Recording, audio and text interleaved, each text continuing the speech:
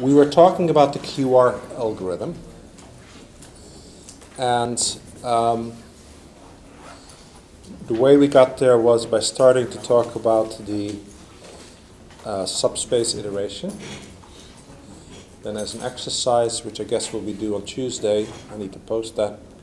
Again, somehow every time I travel, I get out of whack and I start forgetting to do things and I forget where I am. You're happy. You should be happy that I actually know where to find the classroom. But anyway, so I'll post that. We talked about, we went from power methods, subspace iteration. I then simply made the grand claim that the QR algorithm, where you perform a QR factorization followed by R times Q multiplication, is equivalent in some sense, and that the matrix eventually becomes diagonal under mild circumstances. And then we said, oh, but that's way too expensive, and we ended up first reducing the matrix to tridiagonal form so that we can then iterate with a tridiagonal matrix. And then we said, oh, but to compute with the tridiagonal matrix, it would be much more convenient to work with Givens rotations as opposed to Householder transformations. Although how exactly we introduce those zeros is not all that important. So then we ended up with an algorithm that was order n per iteration instead of order n cubed. And then I made some comments about, but if you want to accumulate the eigenvectors, then you also have to apply these Givens rotations to a matrix. And that then meant that if you want to also get the vectors, you need to spend about order n cubed computation per iteration, etc. Okay? And then the shifting sort of comes into play. Today, I guess we always have a horrendous time getting things going. Today we're going to talk about something that's considered one of the top 10 insights in numerical analysis. And it's known as the implicit Francis step, or implicit Francis Q step, or has various names. And in the notes, I have an email quoted from Gene Gollop on, well, who knows what page that is now, because pages seem to continuously change as I edit, right? But anyway, in figure 13.7, and at your leisure you can look at this. There's a nice note from Gene Gollop, who was one of the great numerical linear algebraists. He passed away a few years ago at the young age of, I think he was only 14 because he was born on February 29th.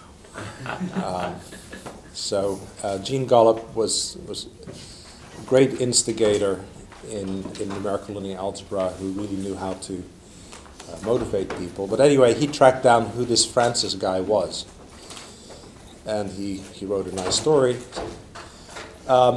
Anyway, this all dates back to the 1950s, when people would do this kind of stuff by hand, and actually the 1940s when this was being done as part of the war efforts. So it has a long history.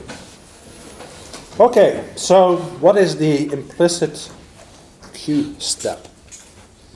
Let me kind of walk you through it. And I'm going to do the order a little bit differently than in the notes as usual. And let me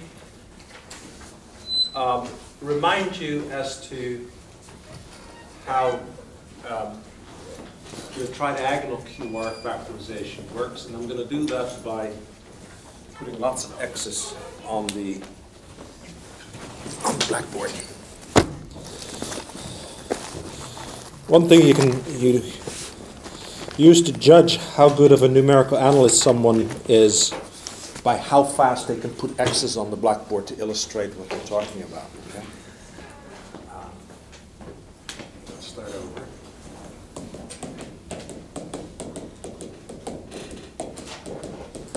So let's talk a little bit about how this all works. We had the QR algorithm, which was simply you take your current matrix A, you factor it, and then you created your next iteration by multiplying from the right. And it's not hard to see that this then makes, you know, if you take this to the other side, you get that R is really Q transpose times A. So you see that this is QK plus 1 transpose AK QK plus 1. And the nice thing about that is that that makes this a similarity transformation because Q is unitary.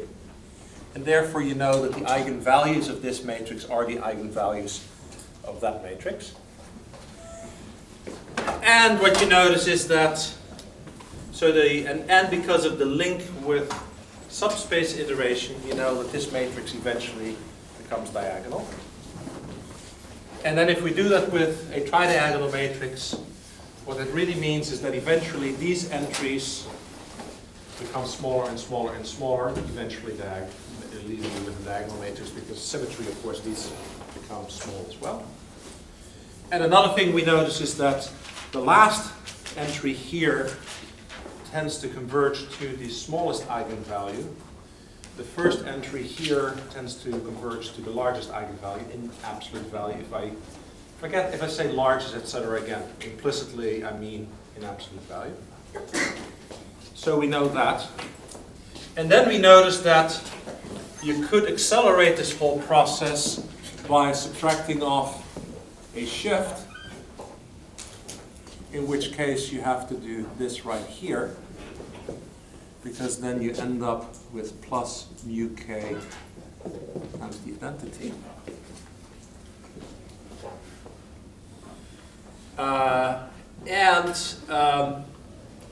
What that shift does is essentially it accelerates how fast the eigenvectors associated with the smallest eigenvalue converge.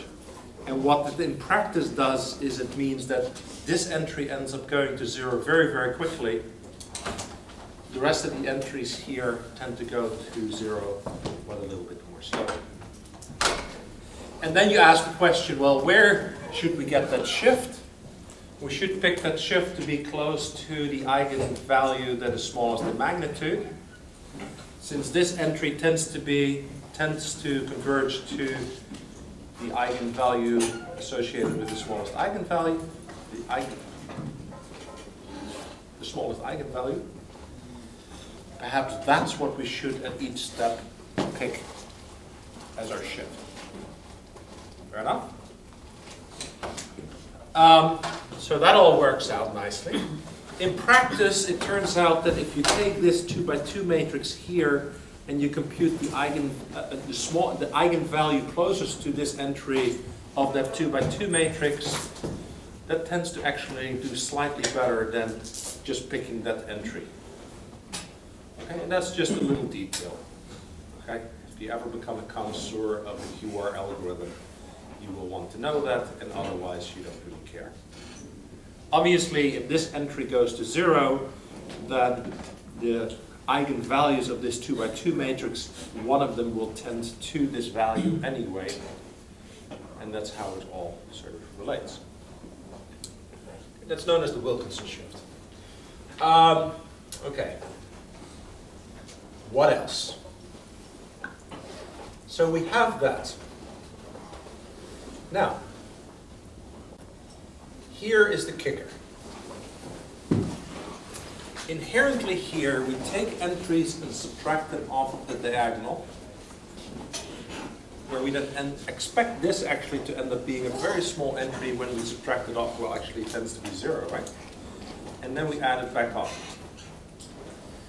One small thing that you should always be suspicious of is if you subtract something and then add it back on, because there is this thing called catastrophic cancellation that could come to bite you. Okay? And that actually can happen here. The fact that you're subtracting off an eigenvalue and then you're adding it back on can actually corrupt some of the accuracy in the smallest eigenvalue that you end up holding in. And that's kind of nasty. The second thing that's kind of nasty is that when you do your QR factorization of this, you inherently create a non-symmetric matrix, because the R that you get here ends up being, you know, a tridiagonal matrix, but a tridiagonal matrix that starts on the diagonal, like that. And then you hit it from the right and you make it back into a symmetric matrix. And actually, there are numerical reasons why that's a little icky. Okay? But let's not get into those. So here is a really interesting observation.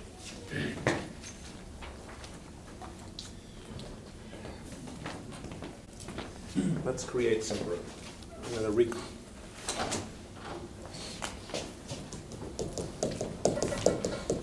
I'm going to be running back and forth quite a bit here. Okay? So what do we do here? What we really do is we compute a given rotation that zeroes out this entry, right? Which actually introduces a non-zero here. Then we create another, we do one that zeroes out this entry that does that. And whether there's a transpose on there, I forget, etc. And then when we're done, we go and we actually apply the transpose of that from the right-hand side. Right? We first shift, then we do this, then we apply from the right. And the key of what we know is that we end up again with a triangular matrix, right? Sorry, tridiagonal matrix. So really, this here is AK, to which you apply a bunch of Gibbons rotations. And then this here is your transpose matrix.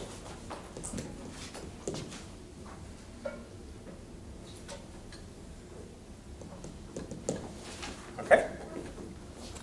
And notice that, by the way, you can think of the identity as being Q transpose Q, and therefore you could even put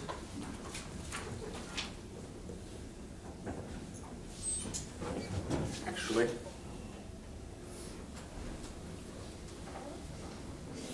let's do this a little bit more carefully.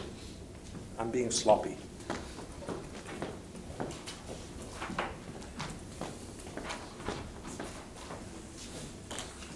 This wasn't true. This is your iteration right here, right?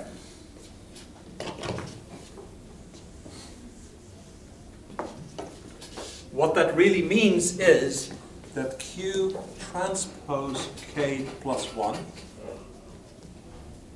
times A minus mu I K is equal to RK plus 1. That's just multiplying both sides by Q transpose. If we then plug that in here for R, what we get is Q transpose K plus 1 times A minus mu I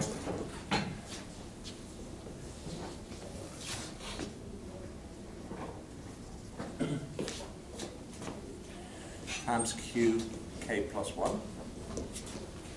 Fair enough. And we should put a K on here and a K on here.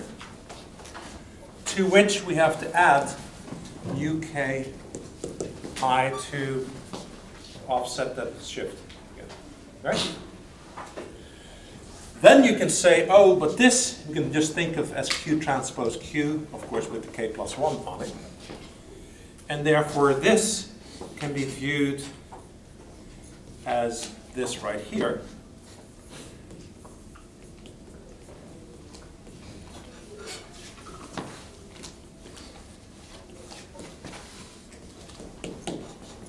And now we come to the conclusion that I kind of claimed before but didn't justify correctly, that this is just this right here, which means it's a similarity transformation that therefore preserves eigenvalues. Okay, I was sloppy earlier. I shouldn't be sloppy. You with me? Okay, so now we can say we've got a bunch of Givens rotations that we use to zero these out. And we then take those Givens rotations, we apply them from the right to make it back into a tridiagonal matrix. And we justified that last time. What this here says is, we could have just taken, if we only magically knew what these Givens rotations were up front, right? Then we could have just applied those Givens rotations directly to the matrix that we didn't shift.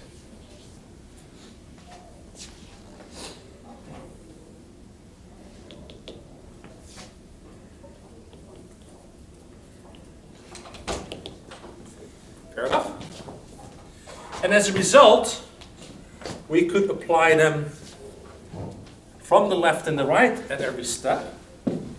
And the beauty of that is that along the way, we always work with symmetric matrices. Okay.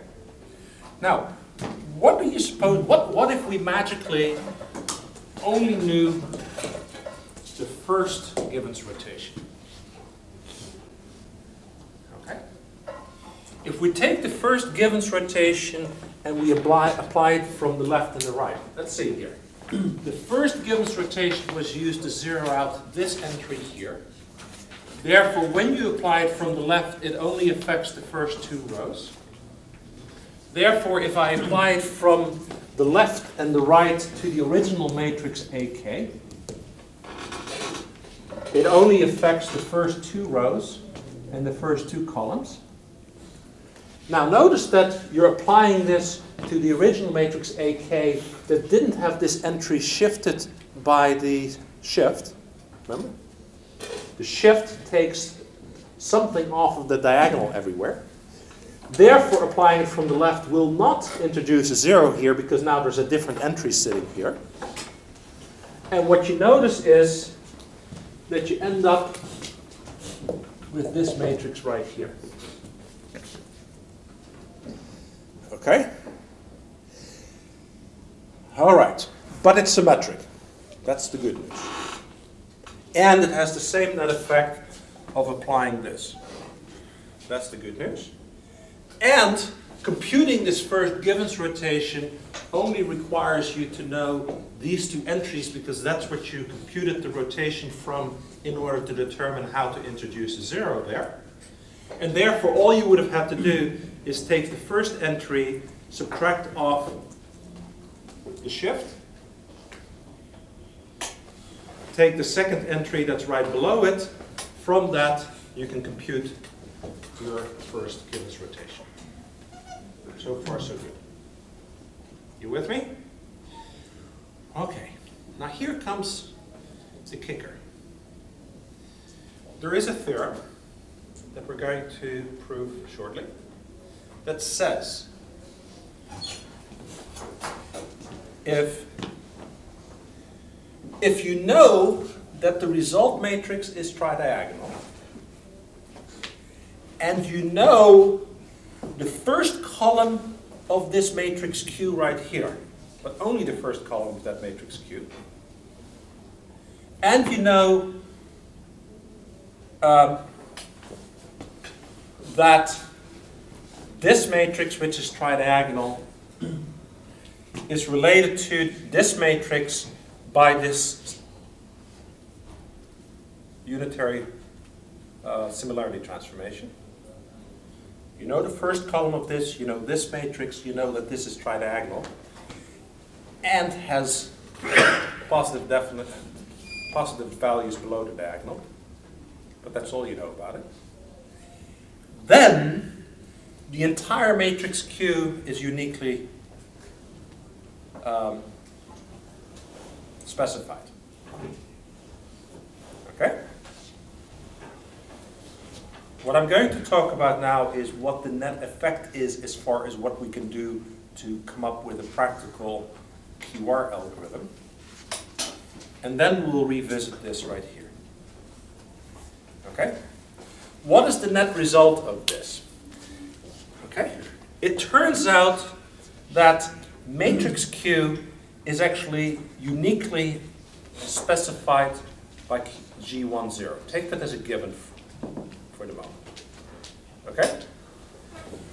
We know how to compute G10 because to do that all we need to know is this right here. We can then take those given rotations and apply it to this matrix right here, and we know that we end up with a matrix of this form. We know that if we computed all of the other given rotations, the net effect is that this matrix becomes a tridiagonal matrix.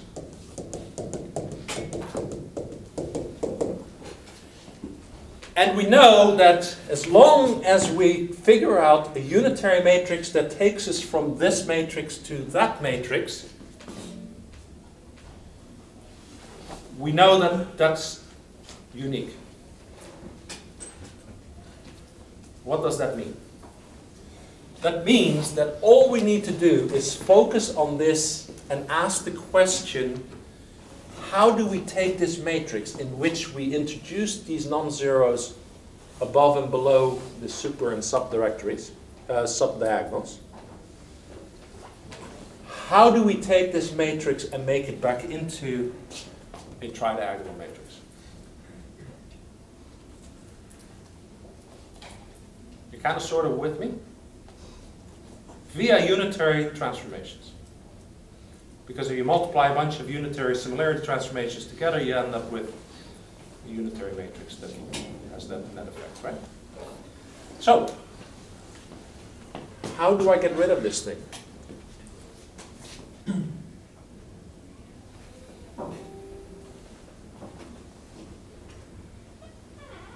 Rotation with 1 1/3. No, 1 1/3. And 1 1/30. This?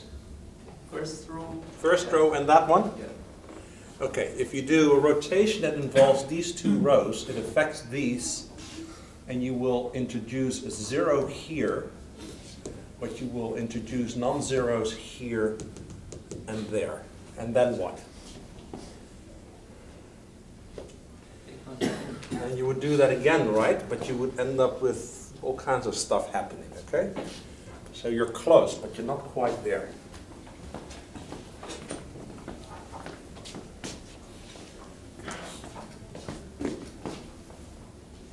We could, of course, be very naive and say, we're just going to use householder transformations. And, think of this as a dense matrix. We have an algorithm for taking a dense symmetric matrix back to a tridiagonal matrix.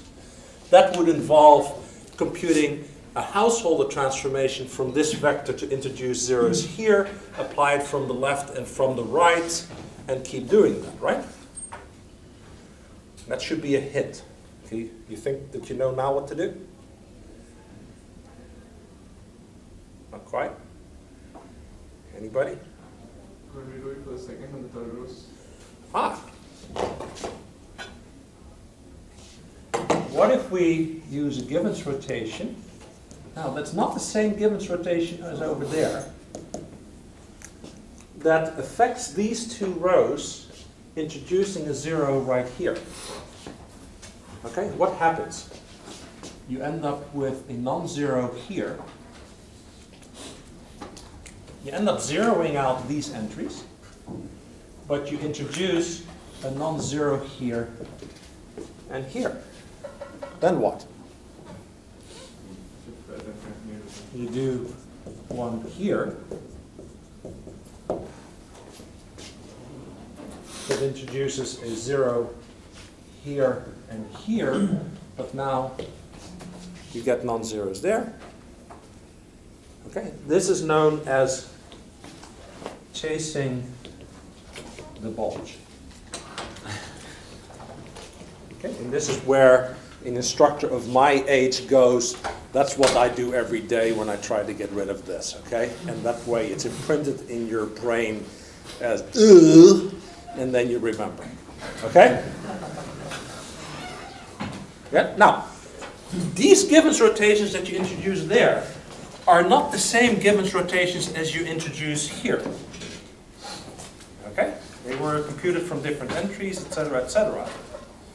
But that's not what is important. What is important is that in chasing the bulge, you eventually end up with a tridiagonal matrix.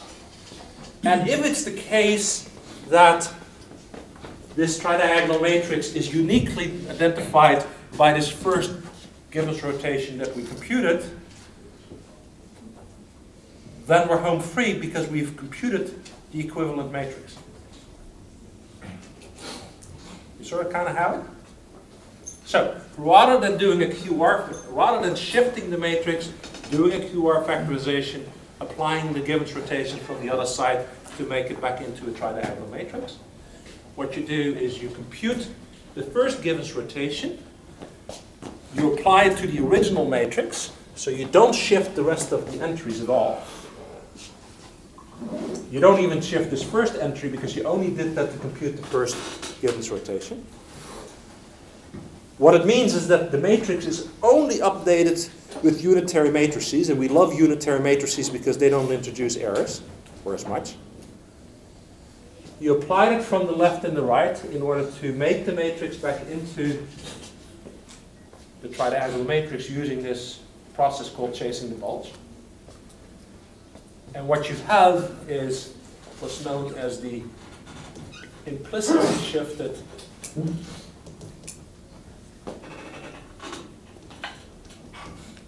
Francis step or Francis Q step, I forget what it's called. It's so important I forget what it's exactly called. All right?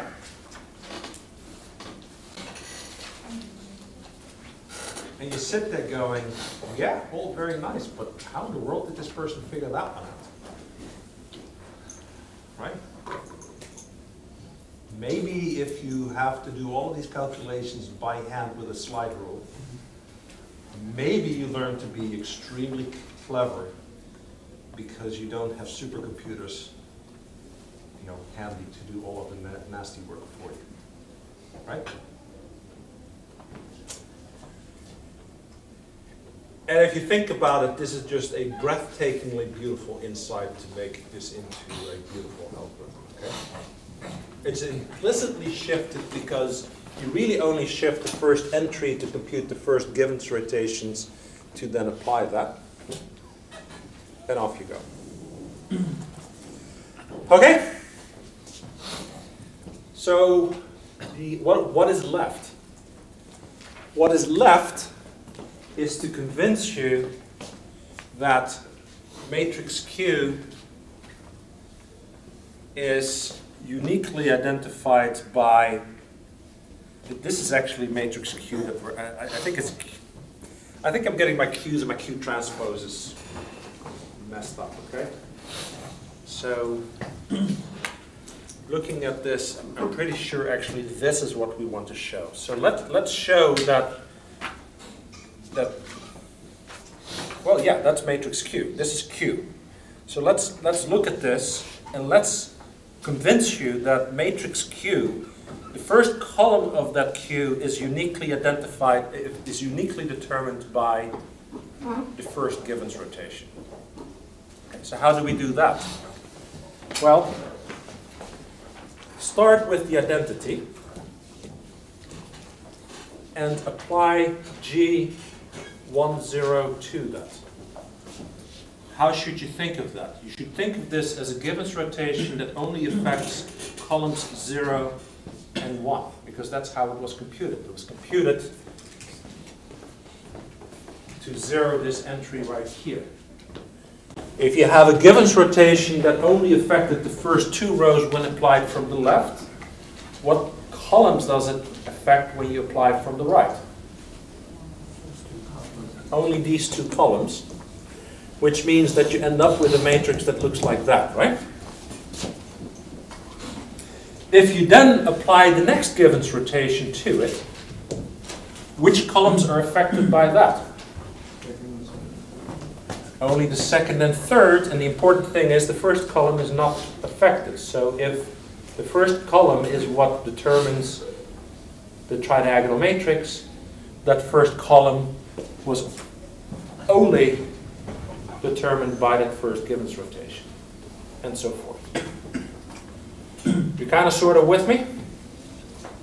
The details are in the notes, and they're pretty good, I think. So we'll leave it at that, okay? So then, the final thing we need to do is to prove this implicit few theorem that tells us that indeed, if we know that this matrix is tridiagonal, we don't really know anything. We don't need to know that this matrix is tridiagonal, but we know it is, right? All we need to know is that this is symmetric and that's symmetric. What we need to show is that if the first column of Q is known, then all of the other columns of Q are known, and this matrix is completely determined. The little detail is that subdiagonal elements, the elements on the subdiagonal have to be positive to make it unique. If you just allow them to be non-zero, then it's unique plus or minus, except for maybe the sign of things. And if there is a 0 on the subdiagonal, then all bets are off. But what happens if this matrix has a 0 on the subdiagonal? If this matrix has a 0 on the subdiagonal, then you are really lucky because you can decompose the problem. Okay? So that's a good thing rather than a bad thing. All right, so let's prove the implicit Q theorem. And let's state it and then let's prove it.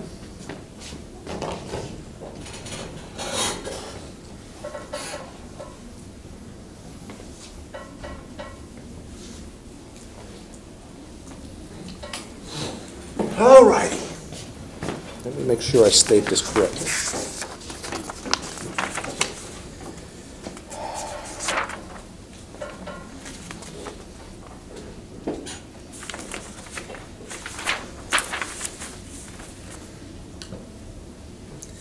Let's actually prove it slightly more generally, because then we already have the result for when we move on to the non-symmetric QR algorithm, which I'm only going to give you some high-level ideas of.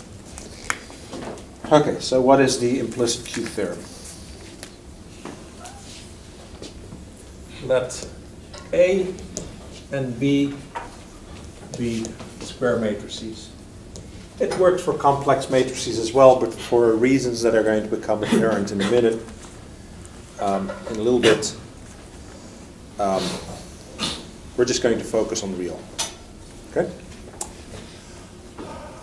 In this particular case, the case where matrices are real is actually really interesting, because real matrices can have complex values, complex eigenvalues, right? So the question then becomes, gee, the instant you go to complex arithmetic, you end up having to do 4 real floating point operations for every floating point operation that you do with complex numbers. And then you go, wouldn't it be nice that if I started with a real matrix, I could keep the matrix real, because then I don't have to do more floating point operations? Okay, and that's a really interesting question that we'll sort of hint at a little bit in a minute. Okay, so what do we have? We have this. We have that B is upper Hessenberg.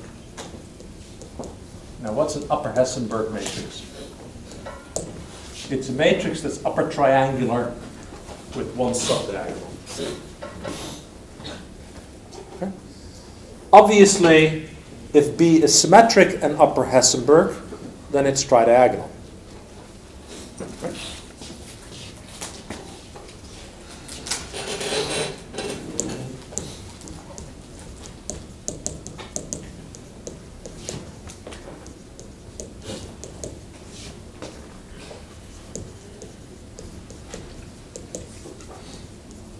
So, all of these entries are non-zero. As a matter of fact, they're positive.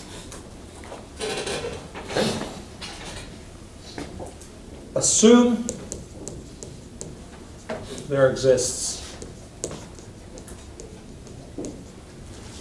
unitary Q such that this pen doesn't seem to work very well. Do I have another one?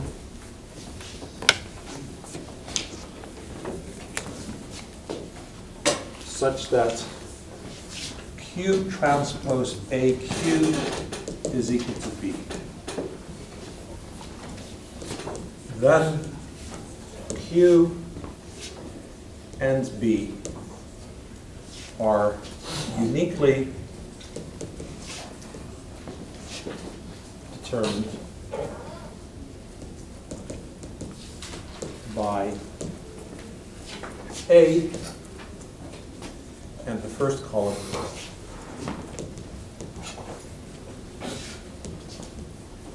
of Q. And notice that this is exactly the situation that we're in. We have our matrix A.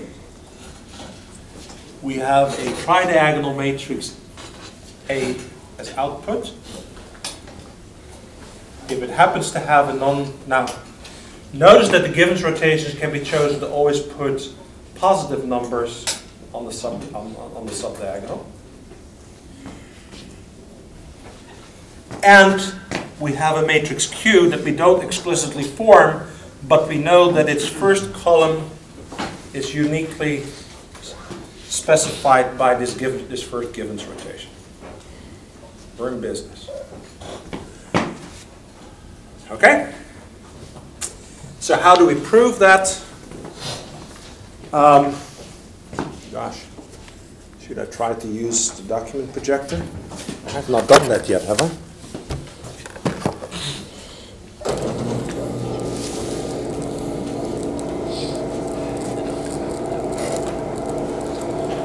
Why am I doing that? Hold on. Let's do it on this side. Document camera. Okay, this will take a minute. Where have we seen a result sort of kind of like this?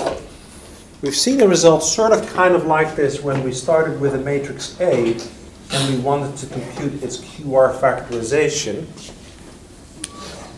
And actually, given A, Q and R are unique and completely specified if you require the entries on the diagonal of R, the upper triangular matrix, to be positive. Okay? Here, we have something sort of kind of like that. We have an sort of upper triangular matrix, upper Hessenberg matrix, and we're claiming that these Q's are unique. Okay, so how do we prove that? Why isn't the document projector coming on? Oh, the projector is not on, that's why. Okay. Now it's going to take a minute. When we did this for A, Q, and R, what did we do? Partitioned, right? This time I wasn't quite as courageous. You know, usually we like to partition by quadrants and then expose another row and column and then do it that way, right? And that's ultra slick. I chickened out this time and I partitioned by columns altogether and exposed all of the entries in the upper Hessenberg matrix. Where's this? Why is this not working?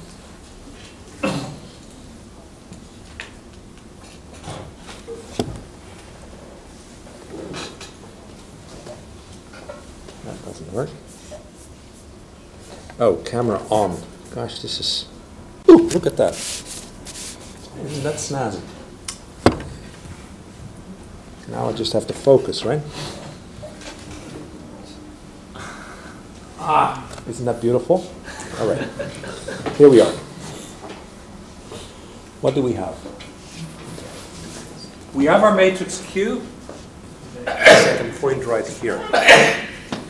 We have our matrix Q. And we have our matrix B. And notice that we have exposed all of the entries in B and all of the columns in Q. Okay? Now, if we know that B is equal to Q transpose AQ, then another way of writing that is that A times Q is equal to Q times B.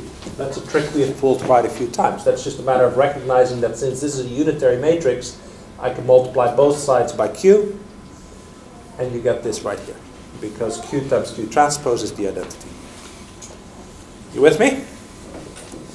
So, what do we then know? We know that A times the partitioned matrix is equal to the partitioned matrix times this matrix B right here. What do we know when we do A times a matrix that's been partitioned by columns? We know that's the same as A times the first column, A times the second column, etc. So if we ask ourselves the question, what is the first column on the left? That is A times Q0. All right? If we look on the right, what is the first column of the matrix on the right? Well, it's this times that, plus the second column times that, plus zeros times the rest of these. Okay? What you end up with is this right here.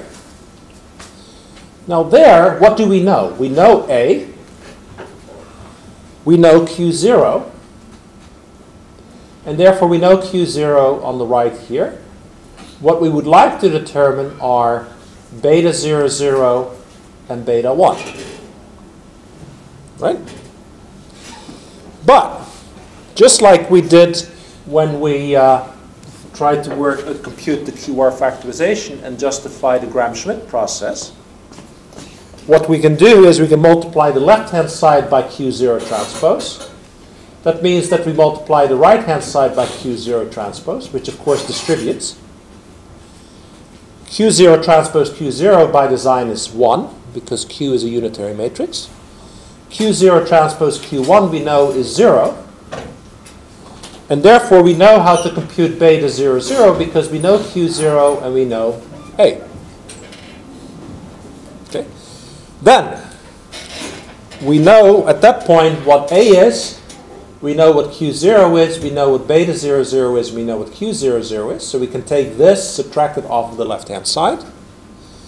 And what we really have is that beta 1, 0 is the length of the resulting vector, and Q1 is the direction of that vector. So it's a matter of then normalizing, or finding out what the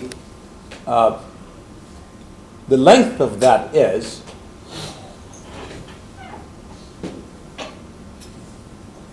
Of this vector is. That becomes your beta 1, 0, which notice the length is always positive, which is why it's unique. And then you compute your Q1 by just dividing this vector by its length. Notice the parallel with the Gram-Schmidt process. Right? The only difference here is that you're having to, well, anyway. Okay. Now you can imagine, so at that point you know what Q0 is, what Q1 is. You know what Q0, what Q1 is. You can compute A times Q1. You know that that's the second column on the left. The second column on the right is these three vectors times these three entries. You can then determine what these coefficients are in exactly the same way and determine what Q2 is, and you can just keep going that way. You got it? Now, you should immediately go a little bit like this because we're doing a process that's very Gram-Schmidt-like, and we argued that the Gram-Schmidt process is inherently prone to numerical instability. But notice we're only using this as a tool to justify that the algorithm which used Gibbons rotations, which are unitary transformations, which therefore are very numerically stable, that works. So we're using this as a theoretical tool. We're not using it as the actual tool to determine the algorithm for computing it. Okay? So this is a slightly stronger result because it holds for upper Hessenberg matrices, tridiagonal matrices just being a special case of that. So now we have all of the different pieces, and therefore we know that the implicit Francis Q step, what do I call it here? The Francis QR step is what I call it. Okay, let's call it that. Okay? That actually works. With me? Lots of different little pieces to it. The result is stunningly beautiful. This is one of those results where you go, darn, I wish I were Francis. And the beauty of the story of Gene Gollop going and trying to find out who this guy was that this guy was a numerical analyst in the 1950s. He came up with this idea. This then ended up being one of the most frequently cited results in numerical analysis. However, he changed his career, went into AI, was completely oblivious to the fact that he had this impact. And by the time Gene Gollop tracked him down, the man was in his, let's see, he was old. Wait, let's not say that before I find out whether he was older than me, right? Anyway, so Gene tracked him down in 2007. The man was born in 34. Do the math. He was 73 by the time he found out that he'd had this great impact on the field. And here it is. You can look at it. It's kind of cute. All right. Okay. So, the implicit Francis QR step is probably even more important for the non-symmetric algorithm than it is for the symmetric algorithm. Okay. So, let me just look and see. So, in the notes, one thing that you kind of notice when you read my notes is you go, boy, this guy is awfully self-congratulatory, because in the end he always says, and if you want to read about the latest and greatest about this, go read our paper we just published, right? And the fact is that in part I'm writing these notes so that people are introduced to the notation to understand our latest papers, and therefore we will end up conquering the world, right? I mean, at some point you're at a point in your career where you go, I've done 25 years of research. I know it's great research. Okay, you're not a faculty member if you don't have a certain level of self-confidence, right? But boy, it sure seems like the rest of the world is just not catching on. And then you sort of go, well, other people are doing great work that I am very happy to ignore because I'm so happy with my own work.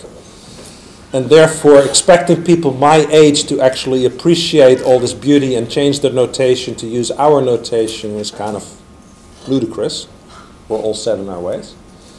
So the right way to do this is to go and write the book that the next generation goes and learns from, right? Which are the notes that I'm writing on. And then you realize, yes, but everybody my age who are actually the ones teaching the course are so set in their ways that they like the other books better. So then what you do is you say, what I'll do is I'll write an undergraduate book that prepares people for the graduate book. Right? And you guys have been force-fed that book.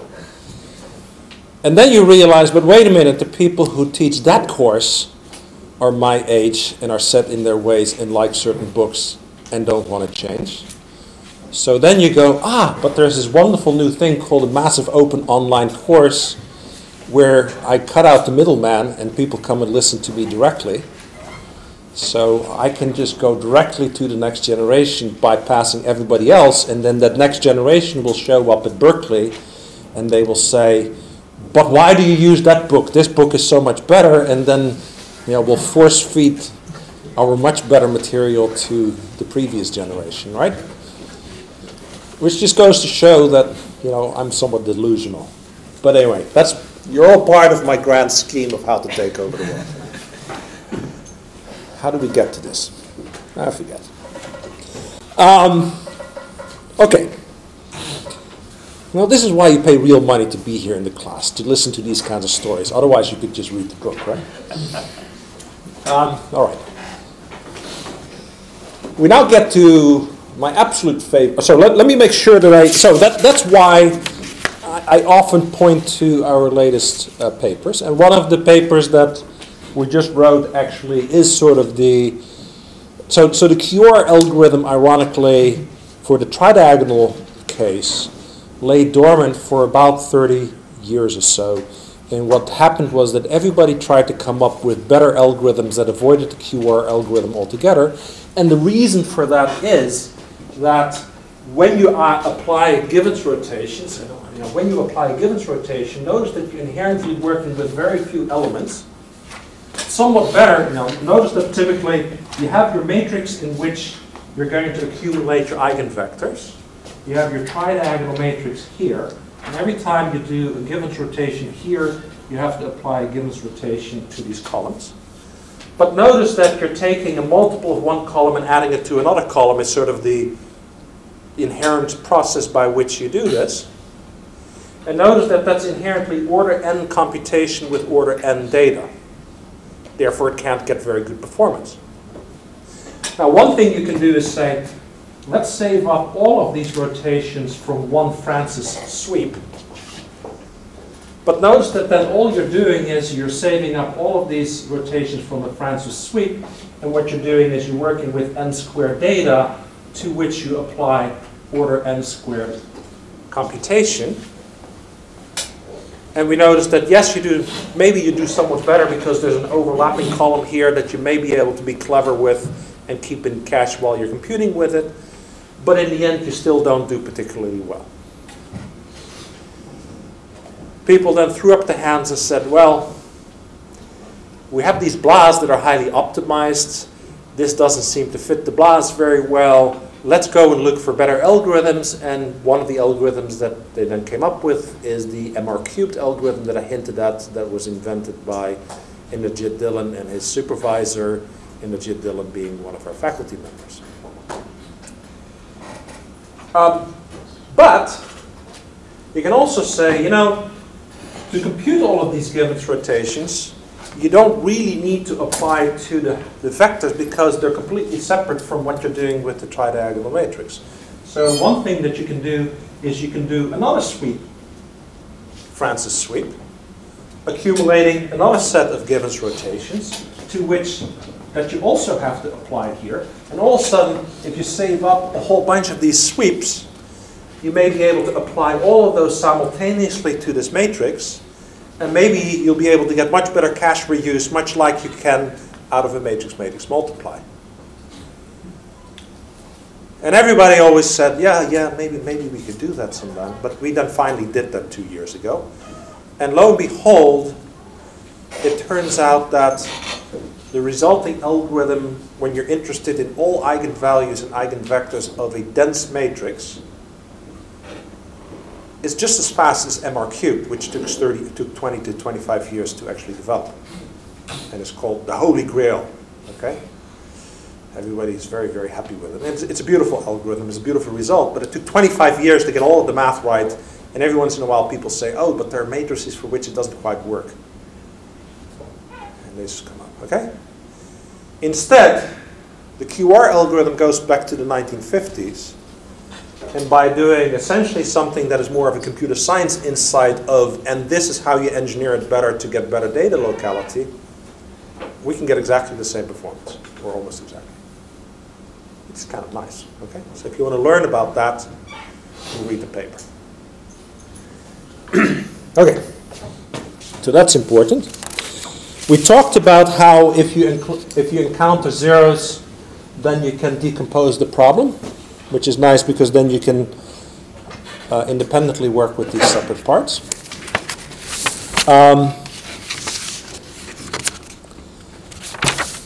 What other parts? Oh, what if the matrix ends up being a Hessenberg matrix? Sorry, a Hermitian matrix, in other words, complex valued but Hermitian symmetric, then what? Well, it turns out that you can reduce the matrix to tridiagonal form, which makes it Hermitian. Tridiagonal form, Hermitian, means you have real numbers on the diagonal, complex numbers on the off-diagonal. And then you can actually do a little post-process that takes the complex values on the super and subdiagonal and make those into real values. So then you end up with a tridiagonal matrix. And the nice thing about that is that you can then do all of your computation in real arithmetic and only worry about introducing complex values when you deal with trying to recover the eigenvectors. Okay, so there is no complex tridiagonal QR algorithm because you know that you can always make it into a real tridiagonal matrix if your matrix starts by being symmetric Hermitian. Hermitian symmetric. Okay? So that's kind of interesting. There are some other algorithms that are important that we'll touch on a little bit in the next lecture. What I want you to do next is just give you the high-level ideas behind the non-symmetric QR algorithm. Now, the non-symmetric QR algorithm allows you to find the allows you to compute the Schur decomposition. Remember, the spectral decomposition is you start with a symmetric matrix and you end up with Q times the diagonal times that. The Schur decomposition is you start with a non-symmetric matrix and you decompose it into this, where this is a triangular matrix. You can still find the eigenvalues along the diagonal, but these are not really eigenvectors. Okay? All right, and it turns out people are often interested in the Schur decomposition. They're almost never interested in actually the eigenvectors of the matrix when the matrix is non-symmetric. So this is good enough.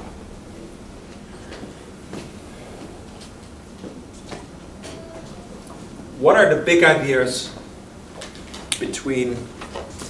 behind the non-symmetric QR algorithm? Well, first of all, the non-symmetric QR algorithm is still the algorithm that one uses to compute the eigenvalues and the Schur decomposition of a non-symmetric matrix. Okay, so it's not that there are alternative algorithms that are somehow better.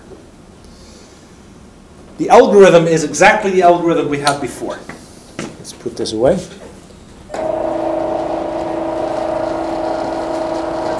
Exactly the algorithm. You shift, you compute a QR factorization, you do R times Q, except then you add that to it, except that you also do an implicit Francis step for that. Okay?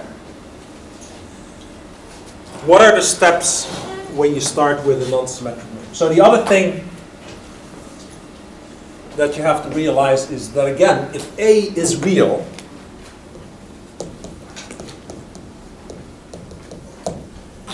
then you can't expect to have a real Q, a real valued tridiagonal matrix, and a real valued QTranspose.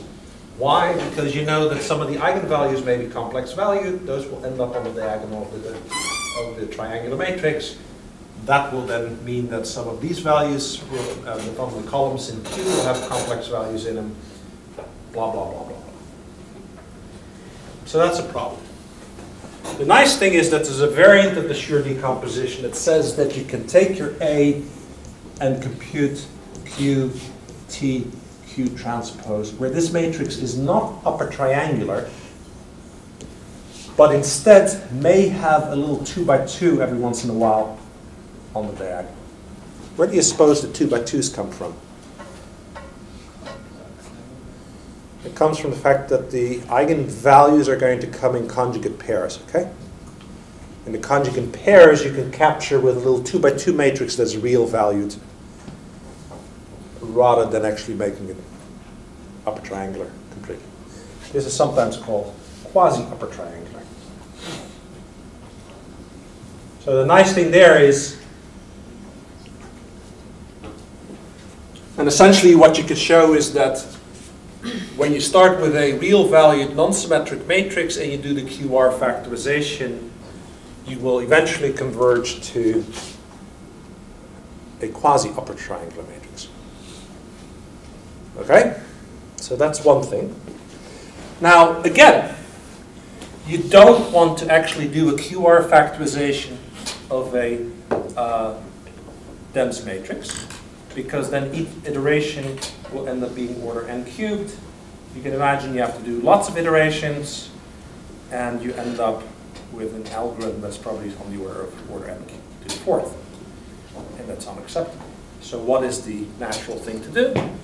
The natural thing to do is to start by taking your matrix A, and instead of making it into a tridiagonal matrix, you do a step that makes it into an upper Hessenberg matrix. And making it into an upper Hessenberg matrix works exactly as we saw for making it into a tridiagonal matrix. Let's just illustrate that a little bit.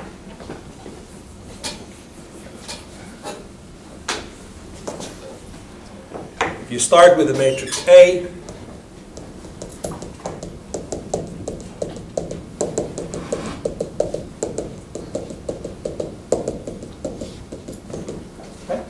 you look at this vector here, you compute a Householder transformation that zeroes out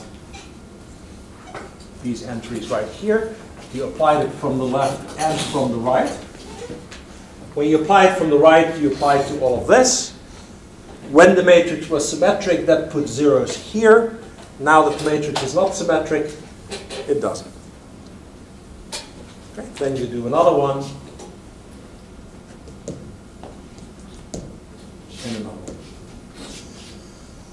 Okay, so then you have an upper Hessenberg matrix. And then what do? You have this upper Hessenberg matrix. You compute an eigen. So again, you expect these entries to go towards eigenvalues. So you take your eigenvalue here and you shift it. You compute the Gauss transform. You apply it, the Gibbons rotation. You applied it from the left and from the right. And what that does is it creates a non-zero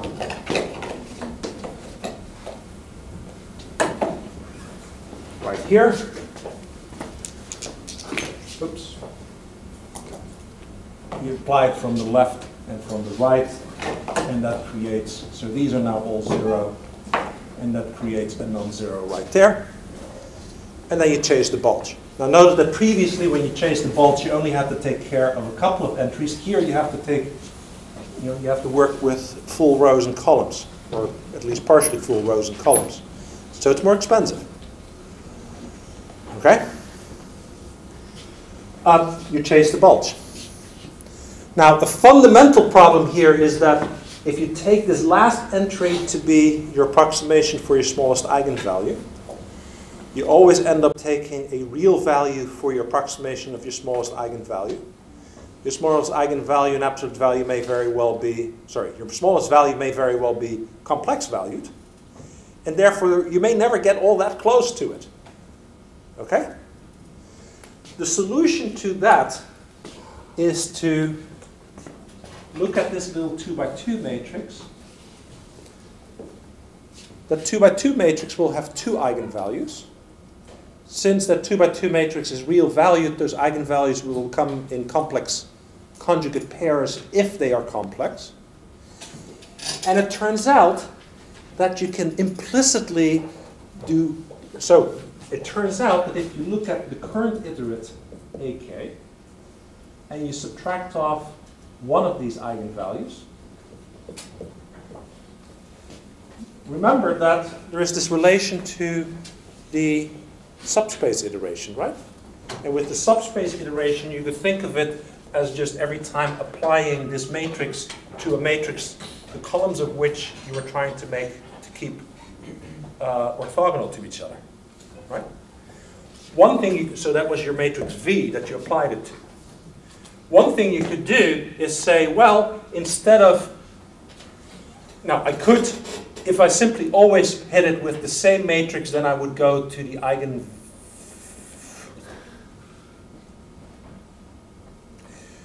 one thing I could do is hit it twice, namely with this right here, where this is the conjugate of this shift. Okay? You can prove that this matrix ends up being real valued.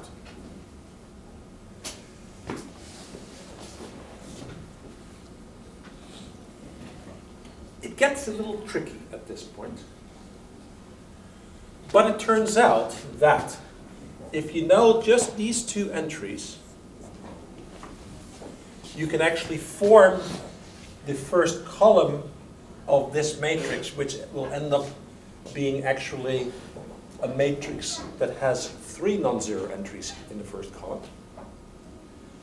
You can then compute a household transform to zero those entries out.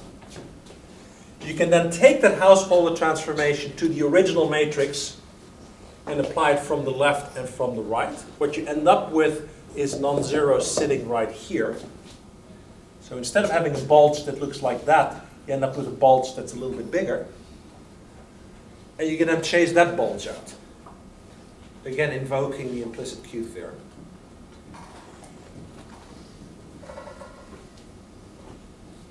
And as a result, you can actually, the upshot of all of that is if you're really clever and you use your implicitly shifted, double shifted as they call it, Francis Q step, then you can do all of your arithmetic in real arithmetic, which is a good thing. I'm just sort of hand waving my way through here. The fact is, all of the intuition that I want you to get out of this class you get from the real case. The complex case is just the same thing, a little bit more complex. Not the complex case, the non-symmetric case. The symmetric case, the non-symmetric. I'm getting tired, confused. Whatever. All right, we're almost done. So the bottom line is that what you take away from this is that there is a QR algorithm that also does implicit shifting, that is a little bit more complex, that allows you to work just in real arithmetic, that applies to non-symmetric matrices. Okay? Horrendous, beautiful algorithm. I love it because I did my dissertation on it. Not that I want you to go read my dissertation, by the way. There's one document I don't want you to read. I made it obsolete within 6 months myself. But anyway. It got me my job, so I don't care.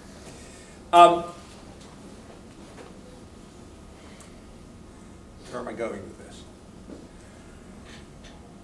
The non-symmetric QR algorithm is the workhorse still for if you want all eigenvalues and eigenvectors of a dense matrix. That's the good news, so it's useful. The bad news is that given that everybody now is into parallelizing algorithms, it's a horrendous algorithm to try to parallelize. Okay, there are just sort of inherent problems. I mean, there's parallelism there. It's just really, really nasty to extract. That's the bad news. The good news is there are very, very, very, very few applications that lead to a dense, non-symmetric eigenvalue problem. Okay, so it's the question of how to solve the non-symmetric eigenvalue problem when your matrix is dense and you want all eigenvalues and eigenvectors is a very interesting question from the point of view, gee, is it hard, and if you like banging your head against the wall, this is the one to go work on. But the good news is that it has few practical implications, and therefore we don't care. There are a few people who care, but I think you can probably live a very happy life without caring. Given that I did my dissertation on the non-symmetric QR algorithm, and I've lived a very happy life trying to avoid it because it's nasty ever since, you probably can too. Okay? And the reason for that is that often there are ways of symmetrizing the problem, even if you start with the symmetric problem, so that you can avoid the problem. All right?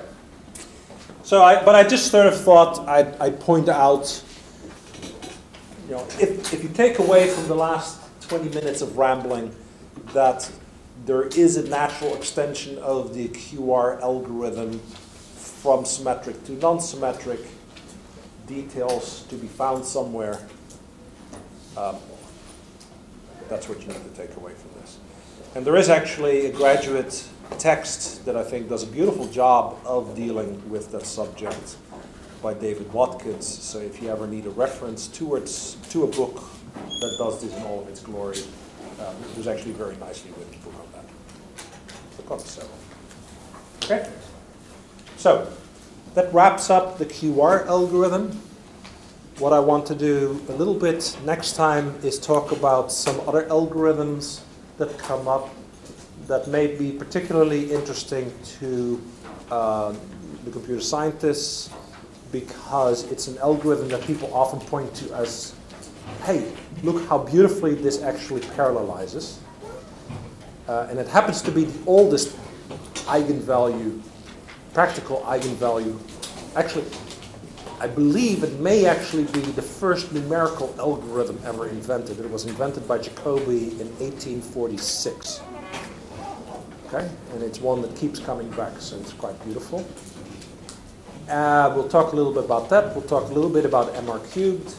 And then what we'll do is we'll talk about how to compute the singular value decomposition. Remember, the singular value decomposition is possibly the most important subject that we covered this semester. We covered it very early on. And at that time we said, great theoretical result. You may think there's an algorithm here, but there really isn't, because computing some of the entries that you need in order to implement the algorithm, that actually is where the real complications are, finding that, and that relates to the fact that finding eigenvalues are very, very difficult. And what we'll do is we'll see that the implicitly shifted QR algorithm can be changed into a very practical algorithm. As a matter of fact, the algorithm people use to compute the singular value decomposition of a dense matrix.